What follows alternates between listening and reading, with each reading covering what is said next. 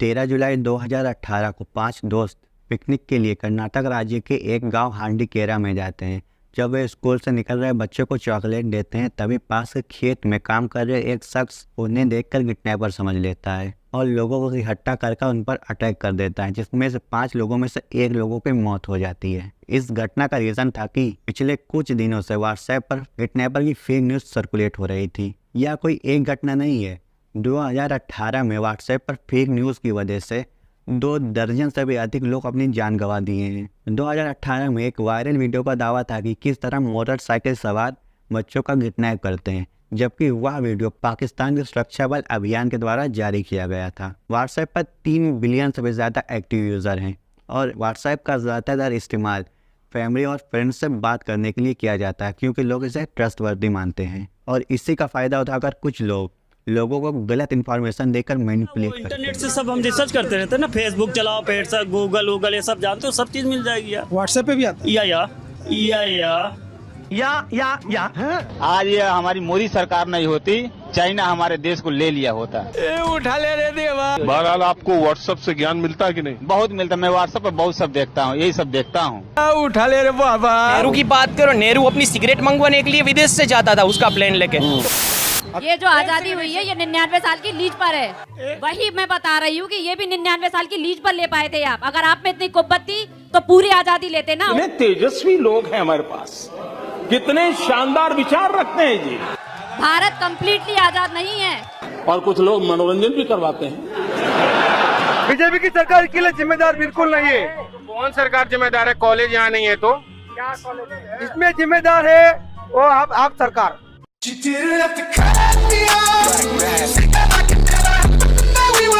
आम आदमी पार्टी की सरकार तो दिल्ली में है, गुजरात में तो भाजपा की सरकार है ना 27 साल से।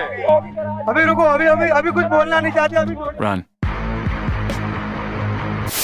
जब से मोदी आए हैं ना, तब से जाके अब विश्व में देखो क्या हालत है। छात्रों को राजनीति से दूर रहना चाहिए। तो भारत का सम्मान 2014 बाद हुआ है। बाद हुआ है। उसका असली नाम क्या है मालूम है? किसका?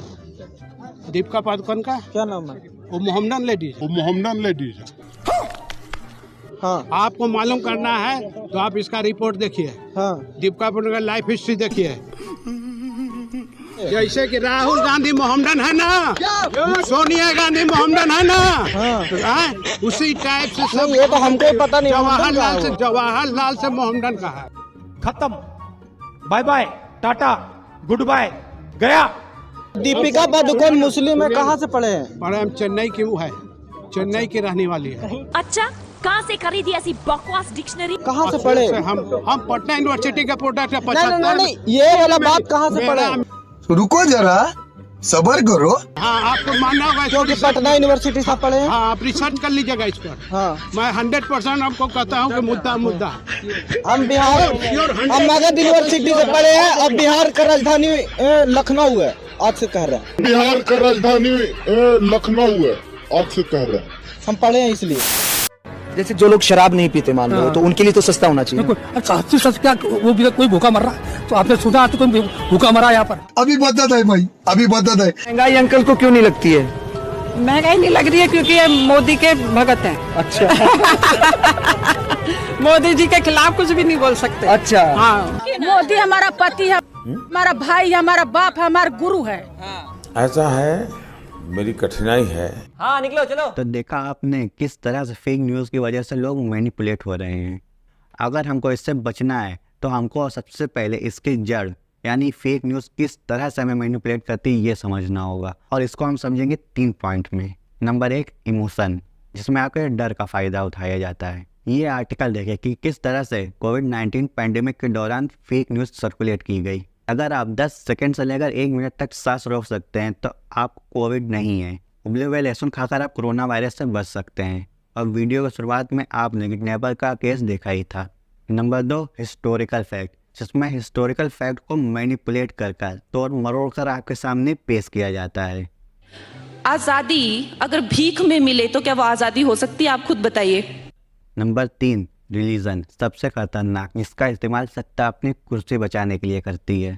पहले जब उनकी सरकार थी उन्होंने कहा था कि देश की संपत्ति पर पहला अधिकार मुसलमानों का है। इसका मतलब ये संपत्ति इकट्ठी करके किसको बांटेंगे? जिनके ज्यादा बच्चे हैं उनको बांटेंगे। घुसपैठियों को बांटेंगे। क्या आपकी मेहनत की कमाई का पैसा घुसपैठियों को दिया जाएगा? सही है। 2004 में जैसे ही कांग्रेस की केंद्र में सरकार बनी, उसके सबसे पहले किए गए कामों में था आंध्र प्रदेश में एससी एसटी के रिजर्वेशन में से कमी करके मुसलमानों को रिजर्वेशन देने का प्रयास।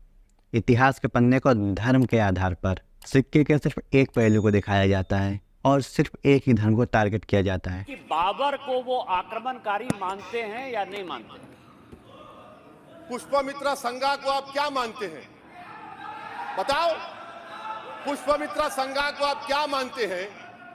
जम्मू के वो कश्मीर के वो राजा को क्या मानते हैं जिसके पास एक फौज थी मंदिरों को तोड़ने के लिए? आप क्या मानते हैं? ये आर्टिकल पढ़े। 1759 में मराठा ने तिरुपति सिरनी टेम्पल पर अटैक किया था। इसको हजारों साल पहले आदि शंकराचार्य ने स्थापित किया था। सिर्फ यही नहीं, 1791 में मराठा ने श्रृंगेरी टेम्पल को भी डिस्ट्रॉय किया था। उसको लूटा और ब्राह्मण्स को भी मारा था, जिसको बाद में किसने रिस्टोर कराया? टीपू सुल्तान ने।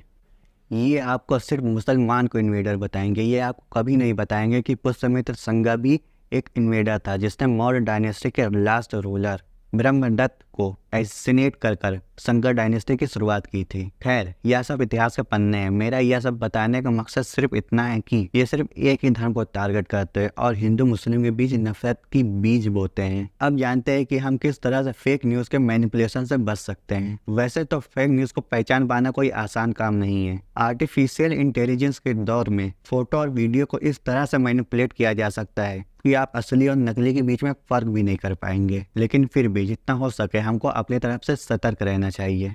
व्हाट्सएप के वह सभी मैसेज जिसके ओरिजिनल सोर्स का हमें नहीं पता हो और डबल फॉरवर्ड का आइकन भी बना हो, तो उसको आगे किसी और को फॉरवर्ड करने से पहले उसका फैक्ट चेक जरूर कर लें। और लास्ट पॉइंट, लिटरेट और एजुकेशन के बीच के फ़र्क को समझें, क्योंकि पढ़े लिखे लोग ही अक्सर फेक न्यूज़ को फॉरवर्ड कर रहे होते हैं। उनको समझना होगा कि हर लिखी हुई चीज़ फैक्ट नहीं होती है। इसलिए अपने बच्चों को क्वालिटी एजुकेशन दिलाएं, जिससे कि वह किसी भी चीज़ के ऊपर आंख बंद कर यकीन ना करें, उस पर तर्क कर सके और क्रॉस क्वेश्चन कर सके। इस वीडियो को ज़्यादा से ज़्यादा लोगों के पास शेयर करें ताकि वह भी व्हाट्सएप यूनिवर्सिटी, गोडी मीडिया और ब्रेन वॉश से बच सके।